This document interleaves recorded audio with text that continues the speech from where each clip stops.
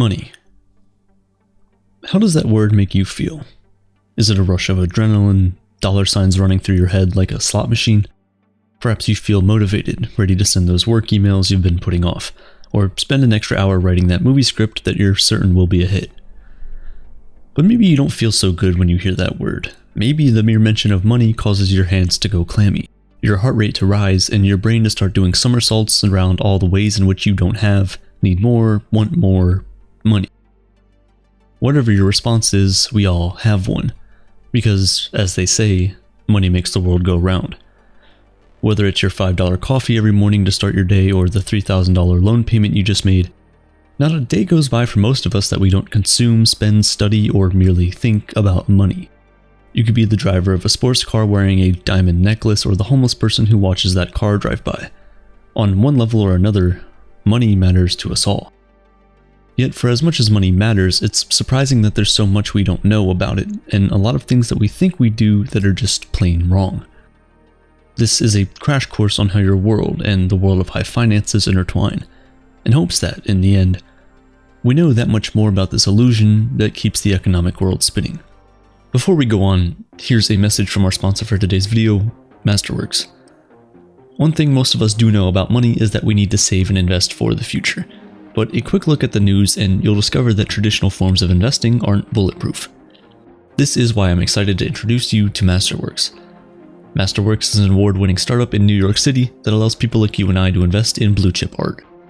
Traditional assets can lose value due to current events, but the value of art may not be as subject to these conditions. You could value an original Picasso painting anywhere right now, and even with the current economic state of the world, it will still retain its value. With countries currently dealing with record high levels of inflation, this is now especially important. The last time inflation was this high, art appreciated at an average of 17.5% per year, according to the Masterworks All Art Index, which was almost double the rate of inflation in the same period. Masterworks gives you the potential to see returns on artwork from world-renowned artists. This isn't the metaverse or NFTs, this is tangible contemporary art from established artists with track records of high-value works that sell for hundreds of thousands. And the results speak for itself. In 8 of their 9 exits, Masterworks has delivered net returns over 13.9% to their investors. Shares of paintings by artists like Banksy, KAWS, and Basquiat have sold out within minutes. It's easy to see why demand is growing, but subscribers can skip the waitlist today with the special link in the description. Net return refers to the annualized internal rate of return net of all fees and costs, calculated from the offering closing date to the date the sale is consummated. IRR may not be indicative of Masterworks paintings not yet sold, and past performance is not indicative of future results.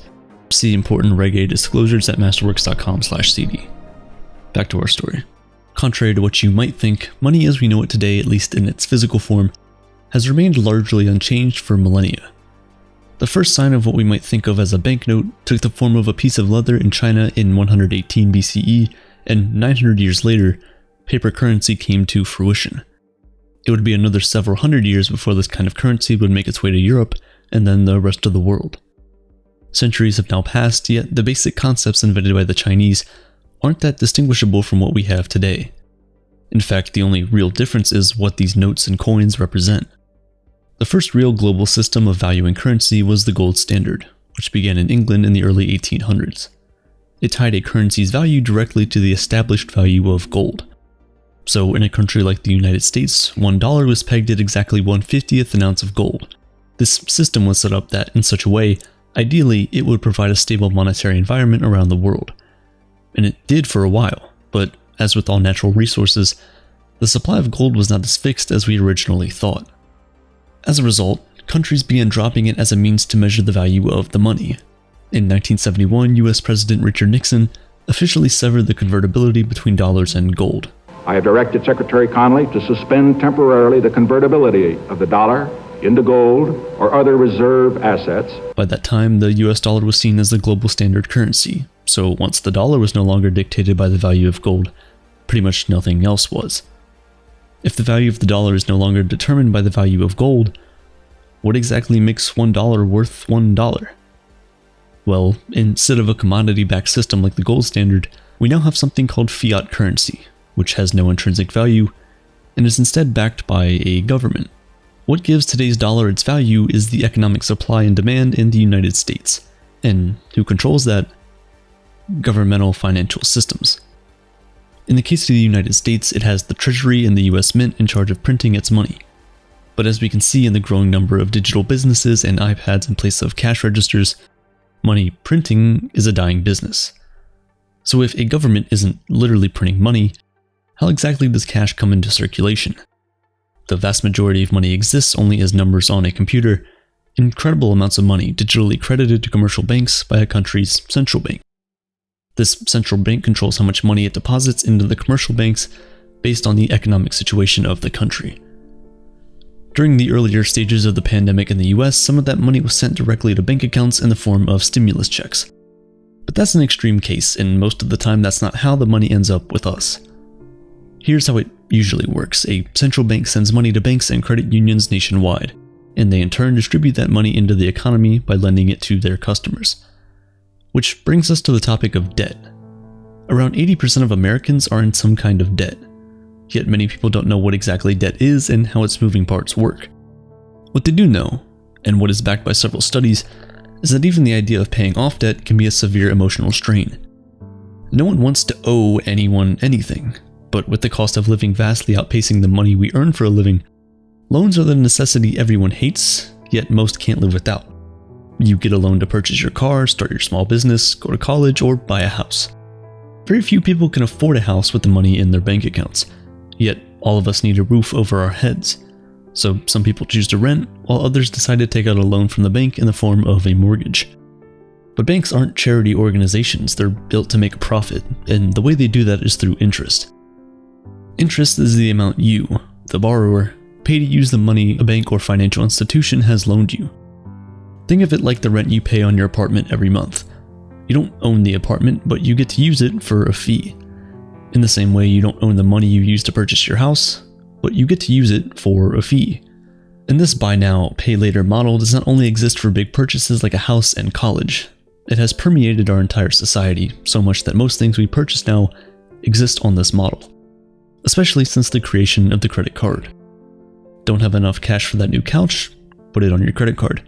Want to get that new iPhone? Pay a monthly fee to your internet service provider. Heck, even consoles like the Xbox follow the same model. We now use credit to pay for even small things like a sandwich, a new pair of pants, or food for our dogs.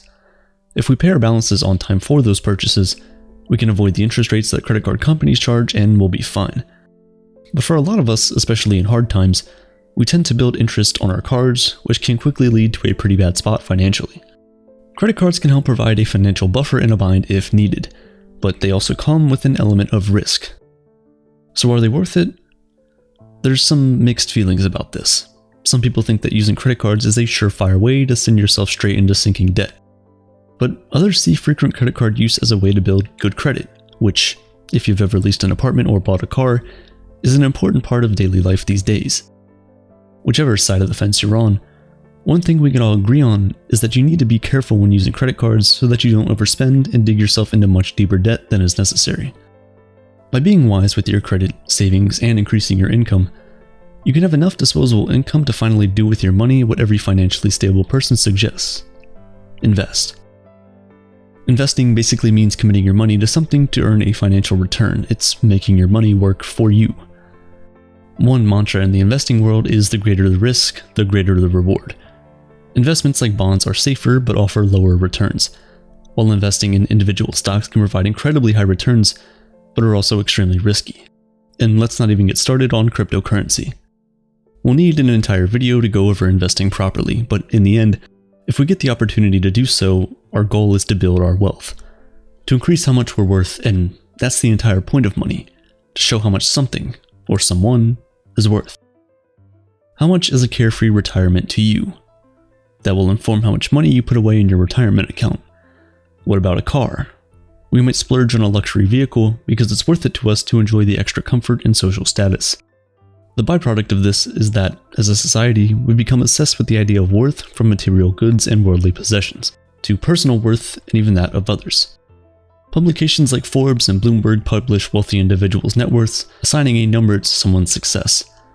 To create these lists, Dozens of reporters track down millionaires and billionaires all across the world, collect their personal information, add up all of their presumed assets, and subtract their liabilities. So if Jeff Bezos owns approximately 10% of Amazon, and we subtract his jet, his yacht, and any other creature comforts that he enjoys from that 10%, we should be able to identify his net worth. That simple addition and subtraction seems deceptively easy, doesn't it?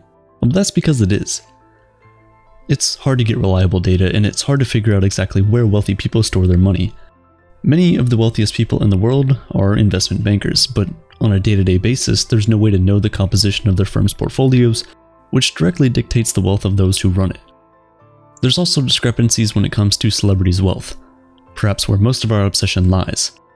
Kylie Jenner was said to be the youngest self-made billionaire at one point, but her business isn't just valuable because of how much money it makes. It's valuable because she is involved with it. The business's worth is reliant on her involvement. Her wealth is wrapped up in her business and vice versa. So the equation becomes even more complicated. I hate to break it to you, but most celebrities' net worths are basically guesses and not really an accurate portrayal of how much they control. So why are we glued to these lists? Are we ultimately comparing ourselves to the world's richest people, allowing ourselves to be fascinated by financial wealth at our own expense? The truth is, while learning about money and understanding how our economic system works will not guarantee you a spot on Forbes' billionaire list, it can give you peace of mind. Knowing a thing or two about money can help us see the world a little more clearly and not feel so overwhelmed by economic news. Because although having money isn't everything, not having it is.